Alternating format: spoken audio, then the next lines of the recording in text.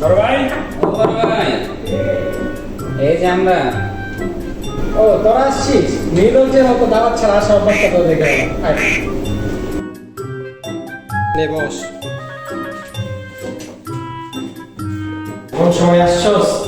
চা ছাড়া আর কিছুই নেই, তোদের কি দিব? চাই দেই। চা খাই। ও যে বিস্কুটের প্যাকেটটা বিস্কিট আছে। আসলে তো ভাবছিলাম আসছি খিদা লাগছে, একটু চা দিয়ে বিস্কুট খাবো। আমার তো দিবাম। দেখতেছেন বিস্কিট কিভাবে চিপটা লোকে দেখাই তো, এটা আমার জানা আছে, আমি কেমন জানি। আচ্ছা ঠিক আছে, দেখো। দাদা জানো, কালকে তো আমি অ্যাক্সিডেন্ট হয়েছিলাম। বলিস কি, কিভাবে?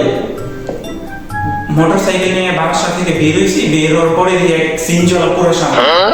সিনজির ভিতরে তো পুরাই লাগাই দিলাম, লাগা দেওয়ার পরে আমি ওই যে বিস্কিটের প্যাকেটটা যে এখানে ধরে গিয়ে পড়ছি। ও বিস্কিট মনেই থাকে, তোকে বিস্কিট দিচ্ছি। সাথে দুই একটা চকলেট চাইলে নিতে পারিস।